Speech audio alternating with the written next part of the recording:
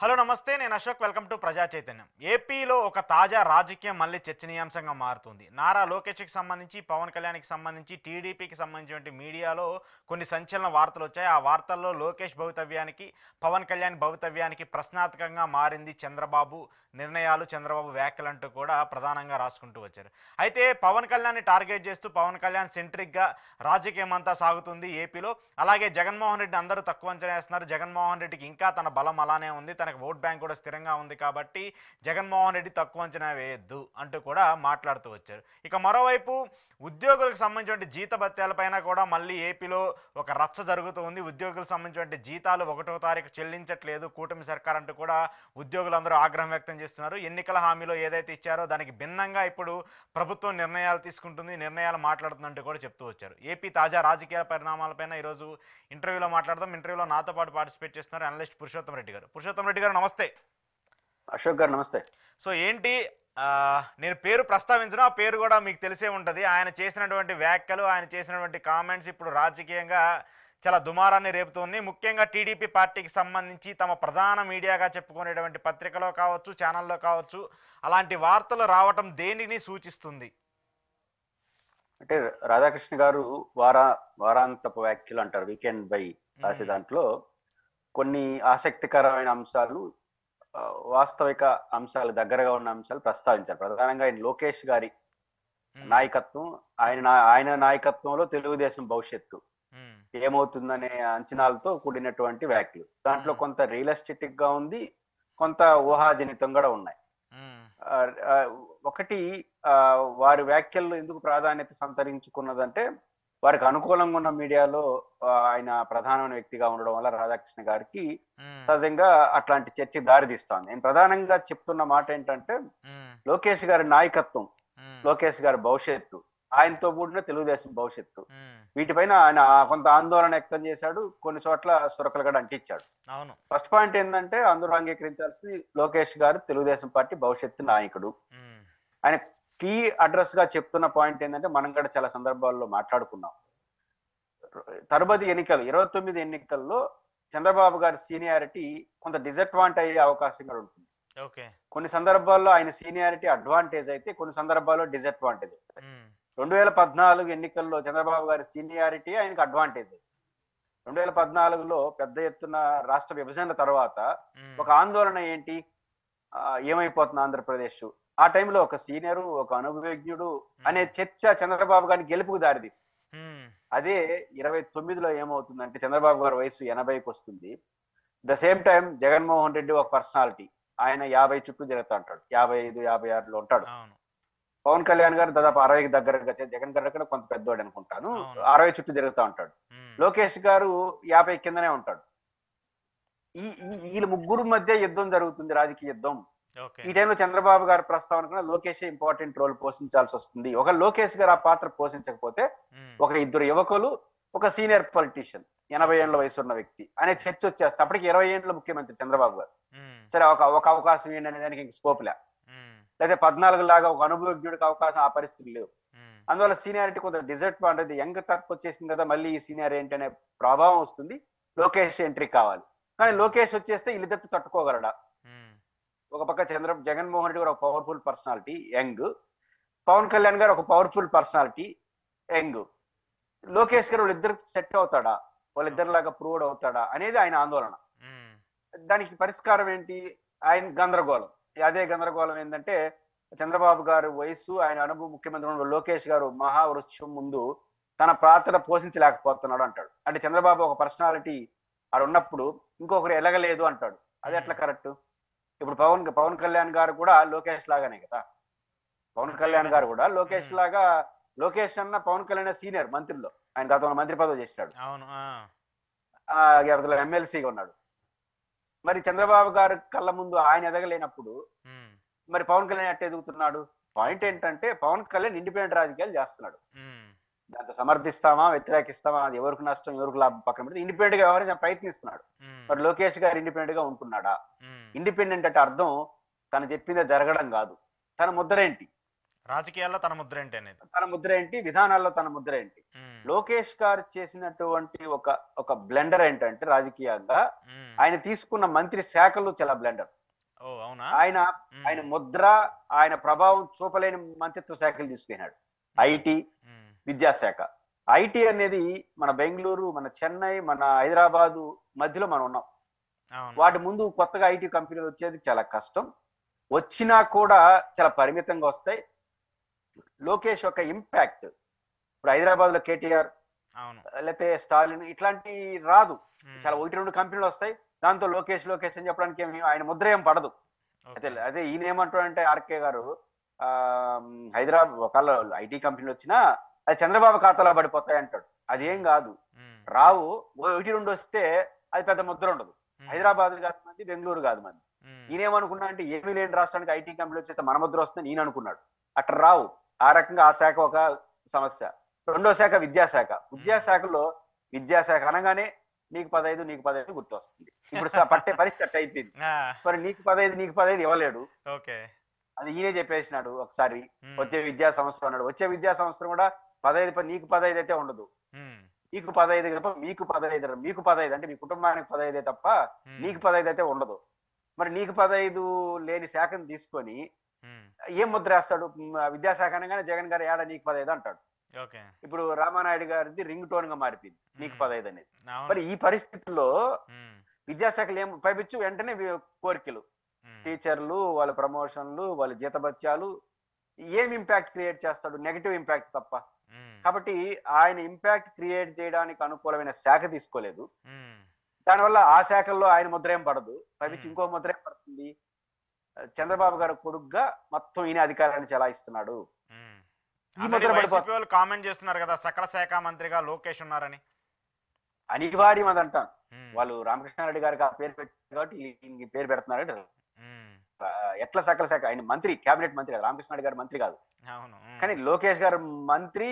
ఆ ముద్ర ఆయన పడదు. వైసీపీ వాళ్ళు వేయాలనుకున్నా పడదు. ఎందుకు పడదంటే లోకేష్ గారు సకల శాఖ భవిష్యత్తు ముఖ్యమంత్రి అభ్యర్థి అయినా తెలుగుదేశానికి, కాబట్టి అది యాక్సెప్టబుల్. కానీ రామకృష్ణారెడ్డి గారు ముఖ్యమంత్రి కాదు కదా వైసీపీకి.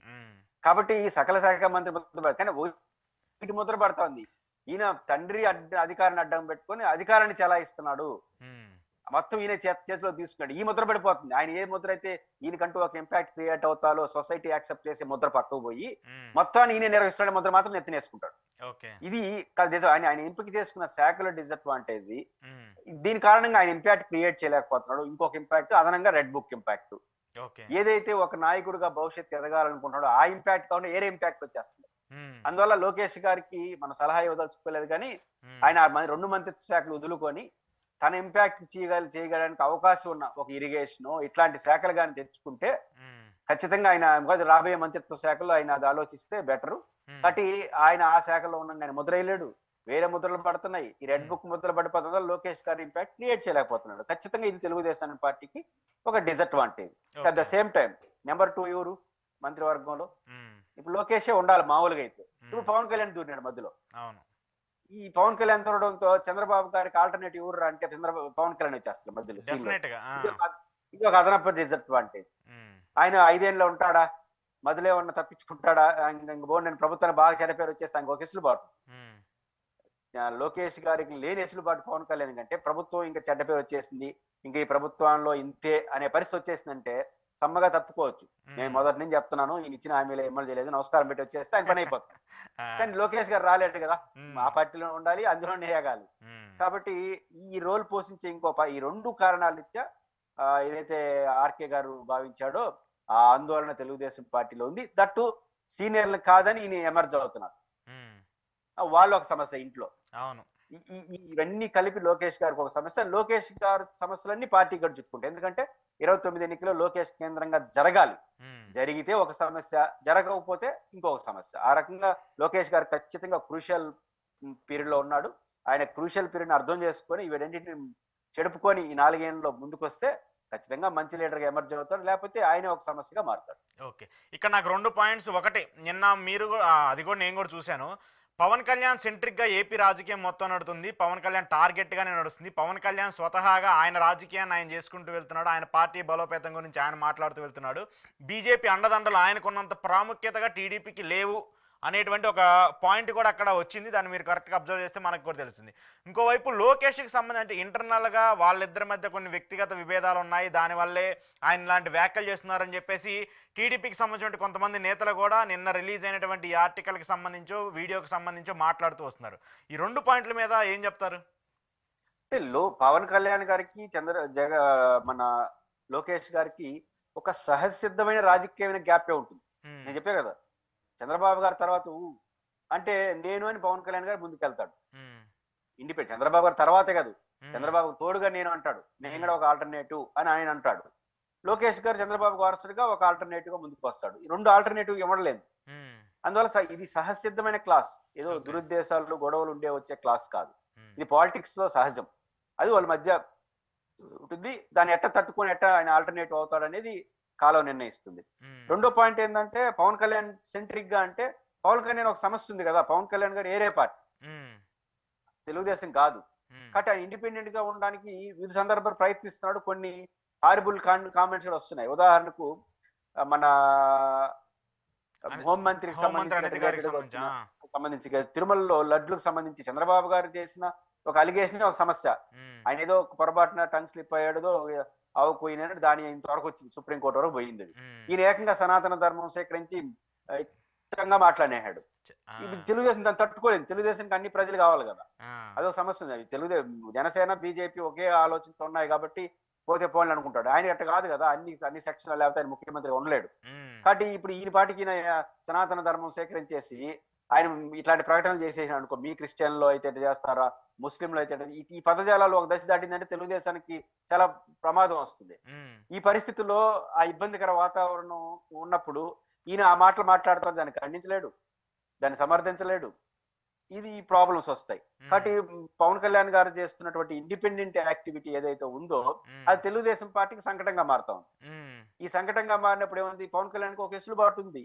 తన ఇష్టం ఉంటే ఉంటాడు, లేకపోతే వెళ్ళిపోతాడు. yes, అట్లాంటి వెసులుబాటు వేయలేదు. ఇట్లాంటి ఇండిపెండెంట్ ధోరణి ఉన్న వ్యక్తి ఉండడం వల్ల ఉమ్, తెలుగుదేశం పార్టీకి సంకటంగా మారుతుంది. ఆయన ఉన్నంత వరకు ఆయన లేకుండా బయట వెళ్తే వాళ్ళు కూడా అటాక్ చేస్తారు. ఓకే, లోకేష్ మన పవన్ కళ్యాణ్ గారు ఇప్పుడు అటాక్ చేయలేరు, సమర్థించలేరు, ఇండైరెక్ట్ గా సమర్థించుకోవాలి. హోంమంత్రి విషయంలో ఎంత ఇబ్బంది పడ్డారు చూసారు కదా. అవును, ఆయన అన్న మాటలు రాంగ్ గా ఇంటర్ప్రిటేషన్ చేసినారు, ఆయన ఉద్దేశం అది కాదు, ఈయన చెప్పుకోవాల్సి వచ్చింది. ఉమ్, కాబట్టి ఇది అదే మందకృష్ణ గారు వాయించుదులు పెట్టేశాడు, డైరెక్ట్ గా ఎట్లా మాట్లాడతావని. ఈ తెలుగుదేశం కూడా అట్లే మాట్లాడుంటుంది, మిత్రపక్షం కాదు మాట్లాడాల, ఇంకా అట్లా మాట్లాడిస్తే ఇంకా బయట పంపించాల్సి వస్తుంది. కాబట్టి ఈ ఇబ్బందికర వాతావరణం తెలుగుదేశం పార్టీకి ఉంది. ఈ ఇబ్బందే లోకేష్ గారికి పవన్ కళ్యాణ్ గ్యాప్ తప్ప వాళ్ళ మధ్య వేరే కారణాలు అయితే ఉంటాయని నేను అంటాను. ఓకే, ఏంటి బీజేపీ అంటే బీజేపీకి సంబంధించి చూసుకుంటే బీజేపీ సైలెంట్ గా పావులు కదుపుతుంది, వాళ్ళ రాజకీయం కోసం వ్యూహంగా చేస్తూ ఉన్నారు, వాళ్ళ రాజకీయం కోసం ఏదైతే చేయాలో వాళ్ళు అలానే చేస్తున్నారు, దాంట్లో ఆ ఉచ్చులో మీరు బిగుసుకుపోయారు అంటూ కూడా ఆ ప్రస్తావన కూడా మనం చూస్తే అర్థమవుతుంది. ఏం చెప్తారు? రాజకీయాల్లో ఒక రాజకీయ పార్టీతో పొత్తు పెట్టుకున్నప్పుడు లాభాలు నష్టాలు రెండు ఉంటాయి. ఉమ్, బీజేపీతో పొత్తు పెట్టుకోవడం తెలుగుదేశం పార్టీకి వాళ్ళు లాభం అనుకుంటున్నారు, కానీ రాజకీయంగా భవిష్యత్తులో అది ఒక సమస్యగా మారుతుంది ఉమ్, బీజేపీతో పొత్తు అనేది. ఎందుకంటే కేంద్రాన్ని ప్రశ్నించలేరు. ఉమ్, ఏదో ఇప్పుడు ఉదాహరణ మామూలుగా ఇప్పుడు పొత్తులో లేదనుకోండి, ఇప్పుడు ఉదాహరణకు జగన్మోహన్ గారు అప్పుడప్పుడు విశాఖపట్నం ఇప్పుడు రేపు ఎప్పుడు జరుగుతుంది, ప్రధానమంత్రి గారు వస్తున్నారు కదా. అవును, మన చంద్రబాబు గారు ఏమంటారు, రేపు చంద్రబాబు బీజేపీ నాయకుడు ఉన్నటువంటి పవన్ కళ్యాణ్ మన నరేంద్ర మోడీ గారు అన్ని కరెక్టే అని పొగడతాడు, పొగడక తప్పదు. ఉమ్, బహుశా ఆయన కూడా ఈయన పొగడతాడో లేదో చూడాలి. కానీ అదే జగన్మోహన్ రెడ్డి గారు ఏమన్నారు, నరేంద్ర మోడీ గారి గురించి 4 మంచి మాటలు చెప్తూనే, సార్ ఇంకా మాకు చాలా సమస్యలు ఉన్నాయి, విభజన చట్టంలో సమస్యలు ఉన్నాయి, పోలవరం సమస్య ఉంది, రైల్వే జోన్ సమస్య ఉంది చెప్పినాడు. ఉమ్, చెప్పడానికి ఆయన కేసులు బాటైంది, అయితే బయటికి రాని అనలేరు కదా, ఎందుకంటే నేను ఆయనకేం మాకేం పొత్తు లేదు అంటాడు. ఉమ్, మీకు మాకు అనుబంధం రాజకీయాలకు అతీతమైంది అన్నాడు. అంటే రాజకీయాలతో సంబంధం, అంటే రాజకీయంగా మీకు నాకు ఏమీ లేదు, ఉమ్, యాజ్ ఏ ప్రైమ్ మినిస్టర్ గా నేను మిమ్మల్ని గౌరవిస్తాను, ముఖ్యమంత్రిగా నేను ఉంటానని చెప్పేసినాడు. ఓకే, ఇప్పుడు రేపు ఆ మాట చంద్రబాబు గారు అనగలరా? కానీ చంద్రబాబు గారు ఇంకా గట్టిగా మాట్లాడగలడు, ఎప్పుడు పొత్తు లేకపోతే. ఉమ్, పొత్తు ఉంది ఏమంటే సమస్య, ఉమ్, పొగడాలి. చంద్రబాబు గారు పొగిడినా గట్టిగా పొగడతాడు, తిట్టినా గట్టిగా తిడతాడు. ఇప్పుడు పొగిడే దాంట్లో ఉన్నాడు కాబట్టి గట్టిగా పొగిడేస్తాడు. అప్పుడు విశాఖలో ఉత్తరాంధ్రలో ఏమొస్తుంది, అయ్యి నిన్ను ఇప్పుడు విశాఖ స్టీల్ ప్లాంట్ ప్రైవేటీకరణ ఆలోచన ఉపసంహరించుకోండి సార్ అని ప్రధానమంత్రిని అనగలడా? అనలేడు. కానీ అనకపోతే ఏమవుతుంది, మీరు ఏం చేసినా మంచిదే సార్ అనాల్సి వస్తుంది. అప్పుడు ఉత్తరాంధ్రలో విశాఖ స్టీల్ ప్లాంట్ కావాలనుకునే వాళ్ళందరూ ఈయనేంది ప్రధానమంత్రికి అనుకూలంగా మారిపోయాడే అని మాట్లాడరా? రాష్ట్రానికి సంబంధించిన ఏమీ మాట్లాడలేదు. ఆయన ఇచ్చిన దానికి థ్యాంక్స్ చెప్పడం తప్ప, లేదా అదనంగా ఉంటే బయట లోపల మాట్లాడుకోవాలి. ఈ సంక్లిష్టత బీజేపీతో రాను రాను పెరుగుతుంది. బీజేపీ పోయిందేం లేదు. ఓకే. పవన్ కళ్యాణ్ గారు కూడా ఆయన ప్రధాన పోస్ట్ కూడా ఆయన కూడా పోయిందేం లేదు. ఇట్లాంటి పరిస్థితులు వస్తాయి కాబట్టి అది బీజేపీతో పొత్తు కారణంగా వచ్చిన సమస్య. రెండో సమస్య ఏంటి, ఇప్పుడు పవన్ కళ్యాణ్ గారిని బీజేపీ ఎగదోస్తా ఉందా, ముందుకు వస్తా ఉందా చర్చ నడుస్తా ఉంది. ఆ కొంతమంది అయితే ఒక దశకి సిండే లాగా సిండే పాత్రను పోయి ఇస్తాడేమో భవిష్యత్తులో అని అంతవరకు వచ్చేస్తున్నారు. అట్లాంటి పరిస్థితి ఉండదు కానీ, బట్ పవన్ కళ్యాణ్ గారు ఇండిపెండెంట్ గా వ్యవహరించడంలో బీజేపీ వాళ్ళు తను చేయాల్సిన పని ఆయనతో చేయిస్తున్నారు అనే ఒక చర్చ అయితే రాజకీయాల్లో బలంగా ఉంది. దానికి కారణం ఏంటంటే ఎన్నికల్లో కూడా చూడండి, బీజేపీ వాళ్ళు పొత్తుకు రాలా. ఫస్ట్ పవన్ కళ్యాణ్ గారు ఎంటర్ అయినాడు, పొత్తు పెట్టుకునేనాడు. ఆ తర్వాత బీజేపీతోనే ఉండి తీరాల్సిందే అని కండిషన్ పెట్టినాడు. ఇంకా నేను బీజేపీ రాకపోతే నేను రానన్నట్టు ఉంది ఆయన వ్యవహారం. దాంతో ఇంకా బీజేపీ చుట్టూ వీళ్ళు తిరిగారు ఢిల్లీ అంతా. బీజేపీ 1% కూడా ఓట్లు లేని పార్టీ, 40% ఓట్లు తెలుగుదేశం బట్టి వీళ్ళు పరిగెత్తారు అడిగి, మీరు మాతో పొత్తు పెట్టుకోండి స్వామి అని. ఇది పెద్ద సమస్య కదా. అలా వద్దనుకున్నావా, ఆయన పవర్ఫుల్ ఫోర్స్ కొన్న పవన్ కళ్యాణ్ గారిని దూరం చేసుకోవాల్సి వస్తుంది. పవన్ కళ్యాణ్ గారు కష్టాల్లో మనతో వచ్చినప్పుడు ఆయన దూరం చేసుకుంటే ఒక సామాజిక వర్గం కావచ్చు, ఒక ఫోర్స్ మనకు దూరం అయితే మళ్ళీ జగన్ గెలిచిపోతాడేమో భయం. దాంతో పవన్ కళ్యాణ్ గారు ఎంట్రీ ఇచ్చి బీజేపీని తగిలిచ్చారు అనే ఒక చర్చ ఉంది. ఇప్పుడు ఇప్పుడు కూడా పవన్ కళ్యాణ్ చేస్తున్న ప్రతి యాక్టివిటీ బీజేపీ వాళ్ళు నడిపిస్తున్నారా అనే మెసేజ్ అయితే రాజకీయాల్లో చర్చనీయాంశం ఉంది. ఆయనకి టాప్ ప్రయారిటీ ఇస్తున్నారో లేదు కానీ మహారాష్ట్ర ఎన్నికల్లో ఆడిగిరి తిప్పడం వల్ల దానికి రుజువు అవుతోంది. ఎస్, ఆయనకి ఏదో మంచి ప్రయారిటీ ఉంది బీజేపీలో. కాబట్టి మహారాష్ట్ర పరిణామాలు అట్లే ఆంధ్రప్రదేశ్ జరగదు. ఎందుకంటే Maharashtra with in the party వచ్చింది. శివసేనలో సిండే గారు బయటకు రావడం వల్ల జరిగింది. తెలుగుదేశం పార్టీలో ఎవరు అంత మొనగాళ్ళు లేరు, అది అయ్యే పని కాదు, బయటకు వచ్చి అంత క్లాష్ జరగదు. కానీ ఒక చిన్న అనుమానం, బీజేపీలో ఏమైనా చేయగలరు కదా అనే ఒక అనుమానం అవుతుంది. కాబట్టి పవన్ కళ్యాణ్ గారు అట్లాంటి మహారాష్ట్ర అనుభవాలు ఇవన్నీ చూసిన తర్వాత ఏమైనా మన మీద ప్రయోగిస్తున్నారా అనే ఆందోళన కింద కార్యకర్తల్లో ఉంది. వాళ్ళ బ్రదర్ కి సంబంధించి ముందే ఎప్పుడు చంద్రబాబు గారి స్వభావం అది కాదు, ఆన్ స్టేట్మెంట్ నాగబాబు గారి మంత్రివర్గంలో తీసుకుంటున్నాం అని చెప్పడం, చంద్రబాబు గారు పక్కనే కూర్చొని దబాయించడం కలెక్టర్లని, ఇవన్నీ చూసినప్పుడు సహజంగా మాకు ఒక ఏకపక్ష నాయకుడుగా ఉన్న చోట ఇంకొక పార్టీని, వాళ్ళ పార్టీ లోకేష్ దబాయిస్తే ఎస్ మా యువ నాయకుడు అనుకుంటారు. ఇక్కడ పాయింట్ ఇప్పుడు ఇక్కడ అంత అగ్రెసివ్ గా లోకేష్ గారు మాట్లాడలేదు, టీడీపీ మంత్రులు మాట్లాడలేదు, చంద్రబాబు నాయుడు గారు మాట్లాడలేదు. ఇక్కడ టార్గెటింగ్ మొత్తం రాజకీయం మొత్తం నడిపిస్తుంది పవన్ కళ్యాణ్ గారే. జగన్ తిట్టాలన్నా పవన్ కళ్యాణ్ తిడుతున్నాడు, లేదంటే గత ప్రభుత్వ పాలన తిట్టాలన్నా పవన్ కళ్యాణ్ మాట్లాడుతున్నాడు, అధికారంలో ఉన్నటువంటి వ్యక్తులకు సంబంధించి మాట్లాడినా కూడా పవన్ కళ్యాణ్ మాట్లాడుతున్నాడు. ఇంకా ఇంత సబ్జెక్ట్ ఉండి ఇంతమంది ఎమ్మెల్యేలు ఉన్నా కూడా ఎందుకు పవన్ కళ్యాణ్ ఇంత దుందుడుకు రాజకీయం చేస్తున్నాడు అనేది కదా పాయింట్. పవన్ కళ్యాణ్ గారు మనం ఎన్నికల్లో హామీ ఇచ్చినట్టు తల్లికి వందనం ఈకపోవడం వల్ల కొంత వ్యతిరేకత ఉంది ప్రజల్లో అని పవన్ కళ్యాణ్ వేస్తే అది ఒక పెద్ద ఇష్యూ అవుతుంది. కానీ మీలాంటి జర్నలిస్టులు ఉన్న ఆయన్ని పోయి నువ్వే కదా ఇవ్వాల్సిందే అనలేవు. మీ కూటమి అంటావు, నేను ప్రయత్నిస్తున్నాను అంటాడు, ఆయన తప్పించుకుంటాడు. కానీ చంద్రబాబు గారు లోకేష్ మాట అంటే ఇయ్యాల్సింది మీరే కదా, మళ్ళీ ఈ మాటలు ఎందుకు అంటారు. తేడా ఉంది కదా. పవన్ కళ్యాణ్ అనేంత సులభం కాదు, నోరు నీళ్ళు కూడా బలంగా ఉన్నాయి, ఆ మాట అనలేడు. ఏదైనా ఉంటే సమర్థించుకోవడం, తల్లికి వందనం ఈకపోవడం కూడా సమర్థించుకోవడం, డబ్బులు లేవు కాబట్టి సమర్థించుకోవాలి, దీనికి అంత వాయిస్ ఉండదు. ఇప్పుడు రాష్ట్రంలో శాంతి భద్రతల ఇష్యూ వచ్చినప్పుడు ప్రజలు మమ్మల్ని తిడుతున్నారు అని మన పవన్ కళ్యాణ్ అన్నంత ఈజీగా వీళ్ళు అనగలరా అంటే మీరే కదా రాజీనామా చేసుకోండి అంటారు. పవన్ కళ్యాణ్ అన్నాడు కాబట్టి ఆయనకి వేరే పార్టీ లెక్క, ఆ ఇసులుబాటు లేదు అంటే అంటారు. సమర్థించుకోవాల్సిన ఎసులుబాటు ఉంది తప్ప క్రిటికల్ గా మాట్లాడి ఈయన వేరే పార్టీ కదా, ఎంత లోపల పార్టీ మంత్రివర్గంలో ఉన్న వేరే పార్టీ కదా. అప్పుడు ఏం మెసేజ్ వెళ్తుంది, పవన్ కళ్యాణ్ ఏదో ట్రై చేస్తున్నాడు ఉన్నాడు కానీ ఆయన ఏదో ట్రై చేస్తున్నాడు ప్రజల కోసం అనే మెసేజ్ వెళ్తుంది. వీళ్ళు ట్రై చేయడం ఇంప్లిమెంట్ చేసేవారు కాబట్టి మాట్లాడలేకపోతున్నారు. అది ఆ పార్టీకి అది కూడా అదనపు సమస్య. ఓకే ఓకే జగన్మోహన్ రెడ్డి గారి గురించి ఈ ఇష్యూకి సంబంధించి కొన్ని ఇంట్రెస్టింగ్ కామెంట్స్ కూడా మనం నిన్న విన్నాము. జగన్మోహన్ రెడ్డిని తక్కువ అంచనా వేస్తున్నారు, జగన్మోహన్ రెడ్డి రాజకీయ చాణక్యత మీకు ఇంకా అర్థం కావట్లేదు, మీరు ఇలాగే ఉంటే మీ భవిష్యత్తుకే డ్యామేజ్ జరిగే అవకాశం ఉంటుంది అనేది కూడా ఆయన మాట్లాడుతూ వచ్చారు. అంటే జగన్మోహన్ రెడ్డి క్యాపబిలిటీ అర్థమయ్యేలా మాట్లాడారా, లేదంటే జగన్మోహన్ రెడ్డిని పొగుడుతూ వాళ్ళని తిట్టాలని చెప్పేసి టార్గెటింగ్ గా మాట్లాడుతూ వచ్చారనుకోవాలా? జగన్మోహన్ రెడ్డి గారి కెపాసిటీ, ఆయన యొక్క శక్తి సామర్థ్యాల పైన చంద్రబాబు నాయుడు గారికి, పవన్ కళ్యాణ్ గారికి, లోకేష్ కున్నంత క్లారిటీ రాధాకృష్ణ గారికి లేదు. అసలు విషయం అది. అవునా? ఆయనకి లేదేమో కానీ వాళ్ళ ముగ్గురికి బాగుంది. వాళ్ళ ముగ్గురికి బాగుంది కాబట్టే అంత తీవ్రంగా ద్వేషించుకొని విమర్శించుకొని ఒకరినొకరు తిట్టుకొని 2018లో ఇడిపోయిన 3 పార్టీలు ఎట్ట కలుస్తాయి? ఉమ్, వాళ్ళ మధ్య సంబంధాలా? జగన్ అంటే భయమా?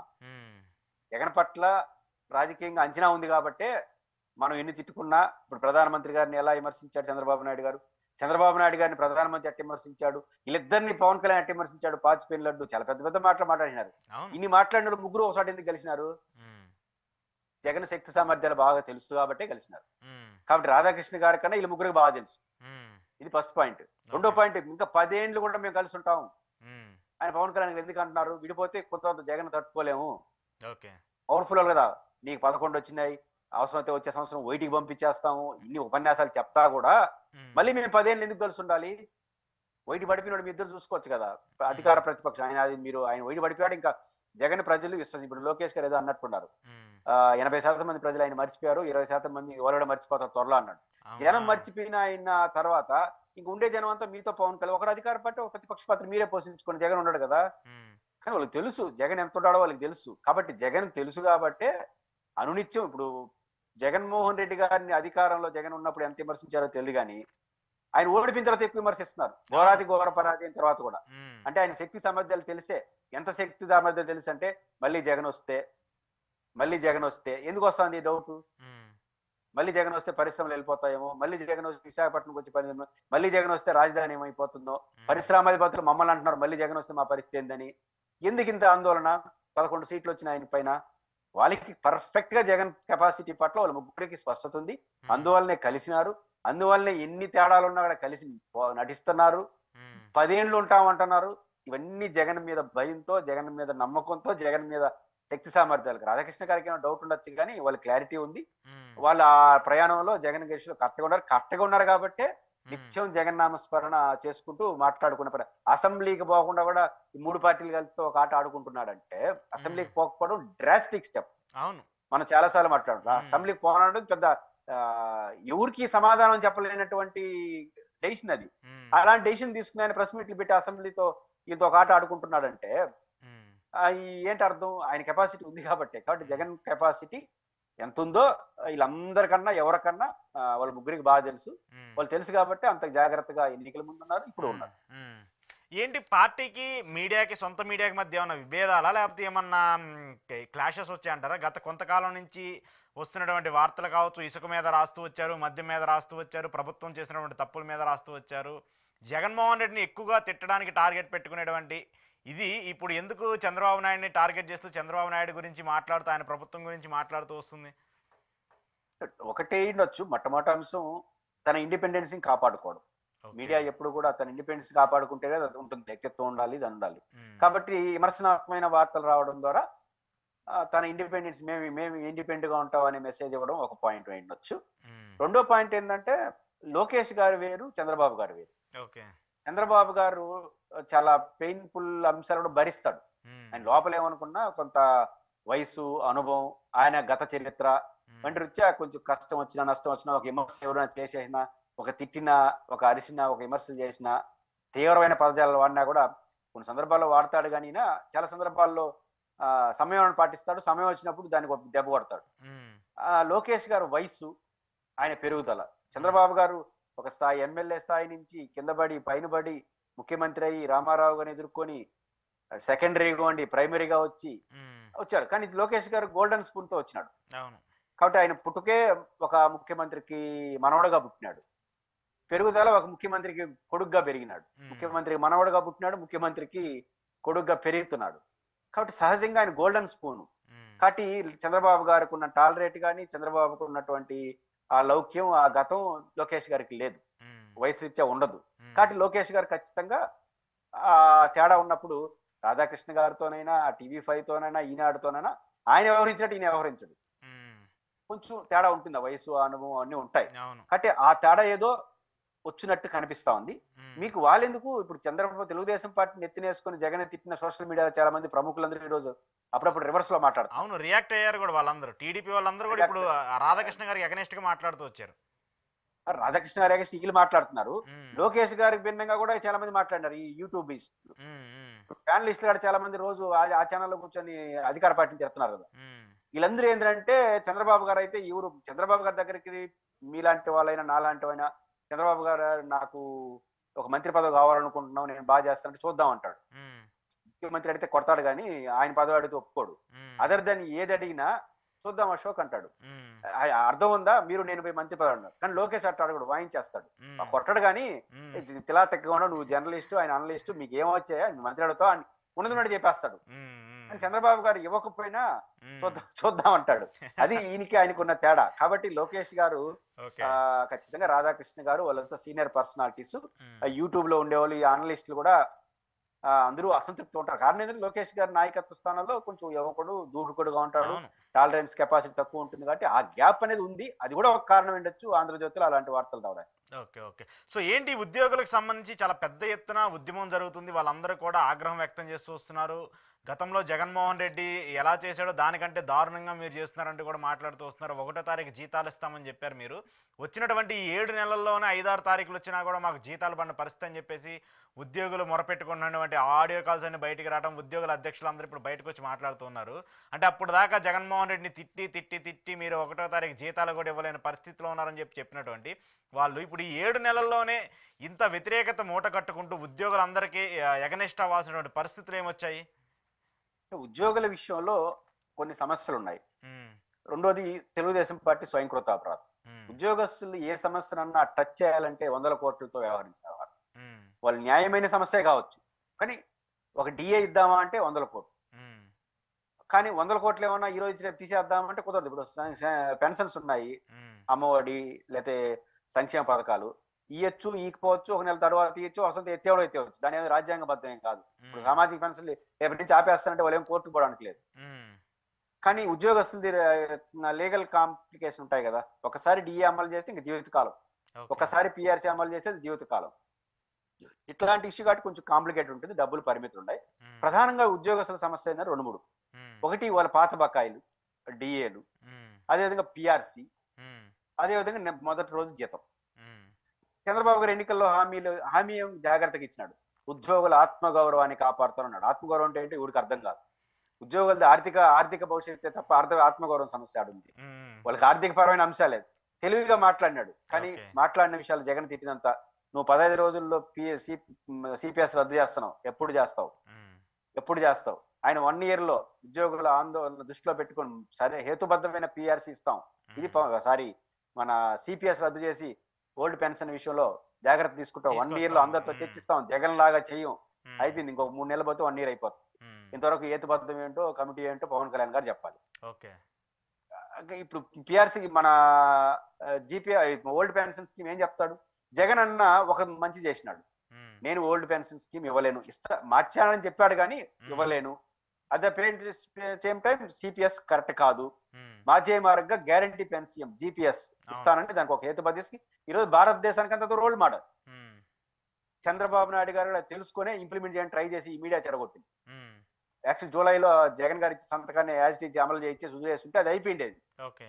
వీళ్ళు మీడియా వాళ్ళు జగన్ సంతకాలు ఇంకా పని చేస్తున్నాయని గోల్ చేసి దాన్ని రద్దు చేసుకుంటున్నాడు. ఇప్పుడు ఏం చేయాలి? అప్పుడు అమలు అయిపోయింది, ఒక పని అయిపోయింది, ఉమ్, పెద్ద సమస్య పరిష్కారం తిట్టుకు అంటారు. ఇప్పుడు ఏమైంది? నువ్వు గౌరవప్రదంగా 1 year పాటు చర్చిస్తా ఉన్నాడు. ఇప్పుడు చర్చించి ఉద్యోగాలు చర్చిస్తే మాకు పాతదే కావాలంటారు. ఉమ్, జగన్ చేసింది అనుకో ఇంక నా తేడా ఏంది అంటారు.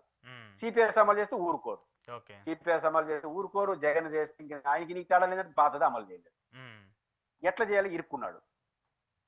రెండో పాయింట్ ఏంటంటే నెలవారీ జీతం ఉమ్, కొంత తేడా వస్తుంది అన్ని చోట్ల, ఫైనాన్షియల్ అడ్జస్ట్మెంట్ లేదు అన్ని ప్రతి నెలలో. అవును, ఇబ్బంది. జగన్ ఎటపడితే అది తిట్టాం కదా, నెల నెల ఏడా ఏడా ఏడా అని తిట్టారు. ఉమ్, ఇప్పుడు వాళ్ళకి అది గుర్తొస్తుంది. నేను మొదటి రోజు ఆత్మగౌరవం అన్నాడు, ఇప్పుడు ఇవ్వండి అంటారు. ఉమ్, ఎక్కడి నుంచి ఇస్తాడో ఇవ్వట్లేదు. ఉమ్, కానీ జగన్మోహన్ రెడ్డి గారు ఎప్పుడైతే తిట్టే వాళ్ళని అట్ట గెలినారు, వాళ్ళు రెచ్చిపోయినారు, కట్టగట్టి జగన్మోహన్ రెడ్డి గారికి వ్యతిరేకంగా ఓట్లు వేసినారు. ఓకే. మేము ఎందుకైనా మీకు వేసిందని మళ్ళీ వాళ్ళకు ఉమ్, వాళ్ళు టచ్ చేయాలంటే. రెండు పిఆర్సీ, జగన్ ఏదో పిఆర్సీ ఒక కమిటీ వేసినాడు, ఉమ్, మీ సొమ్మేం పోయింది, ఆ పిఆర్సీ కమిటీ ఏదో రిపోర్ట్ ఇస్తుంది, ఇచ్చిన తర్వాత ఐఆర్ ఏదో ఇయ్యొచ్చుగా. ఉమ్, జగన్మోహన్ రెడ్డి గారు అధికారంలోకి వచ్చిన మరుసటి రోజు ఐఆర్ ఇచ్చేసినాడు, అవును. 27%. ఉమ్, మనం వాడిని అధికారంకి వచ్చి ఇప్పుడు ఆడిచ్చాం, పిఆర్సీ లేదు. డిఏ కూడా తమాషా తెలుసా? జూలైలో డిఏ వచ్చింది, కొత్త డిఏ ఎవరు తెలుసా? అది జగన్ డిఏ అని. అదే జగన్మోహన్ రెడ్డి గారు తీసుకొచ్చారు. మార్చిలో ఉమ్, 2 డిఏలు ఇచ్చాడు. ఉమ్, ఒక డిఏ మార్చి నుంచి అమలు అవుతుంది, ఇంకొక డిఏ జూన్ నుంచి అమలు అవుతుంది అని కేబినెట్ అప్రూవల్ చేసేసినాడు. అవును. అదే అమలైంది తప్ప ఇప్పటివరకు చంద్రబాబు గారు కొత్త డిఏ ఇలా ఓకే. చంద్రబాబు గారు కొత్త డిఏలా మొన్న ఇచ్చి మళ్ళీ ఆడిస్తాడు హ్మ్. డిఏలా. ఇప్పుడు పిఆర్సీ జగన్ గారు కమిషన్ వేశాడు. ఆ కమిషన్ మీద ఏం పోయింది? జగన్ గారికి ఎవడేసిన కమిషన్ మీకు రిపోర్ట్ ఇస్తాడు, మళ్ళీ ఆలోచించుకోవచ్చు కదా. హ్మ్. ఆ కమిషన్ రద్దు చేసేసినాడు. అంటే ఇంక కొత్త కమిషన్ వేయాలి, కొత్త కమిషన్ రిపోర్ట్ ఇవ్వాలి. అదే సంవత్సరం పడుతుంది, 2 నెలలు పడుతుంది, తెలియదు. పిఆర్సీ రాదు. హ్మ్. అంతవరకు ఐఆర్ ఇవ్వగలం. ఐఆర్ ఎప్పుడు ఇవ్వాలి? జూన్ జూలైలో ఇచ్చాడు అనుకోండి. హ్మ్. జూన్లో తల్లికి వందనం, రైతు భరోసా అన్ని జూన్లో పెట్టుకున్నాడు. హ్మ్. ఇది ఆడిచ్చేది మళ్ళీ. ఇది ఒక సమస్య. కాబట్టి ఉద్యోగస్తులకి ఈయనైతే ఊరించారో, ఉద్యోగస్తులు జగన్మోహన్ కోపంతో మీకు ఎట్లా ఓట్లు వేసినారో అవి ఏవి అమలయ్యే పరిస్థితి లేకపోయిన కారణంగా వాళ్ళ ఆందోళన ఉంది. వాళ్ళ ఆందోళన అడ్రస్ చేయాలంటే ఒకటే మార్గం, ఆర్థిక పరిస్థితి తప్ప ఇంకో మార్గం లేదు. అలాగని దబాయించి కొడదామంటే అది కొంచెం లేనిపోని కాంప్లికేషన్ దారిస్తుంది. ఇది సంకలట స్థితి తెలుగుదేశం పార్టీ కొని తెచ్చుకున్న సమస్య. ఆర్థిక పరిస్థితి ఇప్పటికే దాదాపు 1,00,000 కోట్లు అప్పైందని చెప్పి మనమే చాలాసార్లు మాట్లాడుకున్నాం కదా. మళ్ళీ ఉద్యోగులకు సంబంధించి తీసుకొచ్చే ప్రక్రియ ఉంటుందా? ఉండాలి. ఉండకుండా నీకు ఏ రోజుకో రోజు పిఆర్సీకి తప్పదు. హ్మ్. ఏ రోజుకి ఈ రోజు ఐఆర్ఈకి తప్పదు. ఐఆర్ఈ కూడా ఆపచ్చు కానీ పిఆర్సీ ఇచ్చేవాళ్ళు. పిఆర్సీ ఇవ్వలేకుండా ఐఆర్ ఇకపోతే ఉద్యోగస్తుల కోపం వచ్చేస్తుంది. ఐఆర్ ఇస్తే ఒక 20% ఎంతో ఇవ్వాలి. ఐఆర్ 20% ఇస్తే 20% ఉద్యోగుల యొక్క జీతభత్యాలు పెరిపాయి. 60,000 కోట్లు, 70,000 కోట్ల సంవత్సరానికి హ్మ్. జీతాలు జీతాలు ఉద్యోగస్తులకి. 6,000 కోట్లు, 7,000 కోట్లు అదనంగా పడింది అనుకో, చాలా ఇబ్బంది కదా. ఓకే. చాలా ఇబ్బందికర వాతావరణం. నెలకు 1000 కోట్లు అట్లా అదనంగా పెరిగింది అనుకో, ఏడింది ఇచ్చేది. హ్మ్. పైపించి జూన్ జూలై నుంచి 2 కొత్త డిమాండ్లు ఒప్పుకునేసినారు. హ్మ్. చేయాలి, చేయకపోతే అదో సమస్య. తల్లికి వందనం, అవును. రైతు భరోసా అది మెడకు చుట్టుకునేస్తుంది. హ్మ్. కాబట్టి సమస్య ఉంది, సంక్లిష్టం ఉంది. ఆలోచించాలి. వెనక్కి పోలేడు, ముందుకు ఓకే. రాలేడు. ఒక హ్మ్. సంకట స్థితి. రైట్. చూద్దాం సార్ మరి దీనికి సంబంధించి ఎలా ఉంటాయో, మరి రియాక్షన్స్ ఎలా ఉంటాయో. థ్యాంక్ యూ పురుషోత్తం రెడ్డి గారు. ఇది పురుషోత్తం రెడ్డి గారితో ఈరోజు స్పెషల్ ఇంటర్వ్యూ. చూస్తూనే ఉండండి ప్రజా చైతన్యం.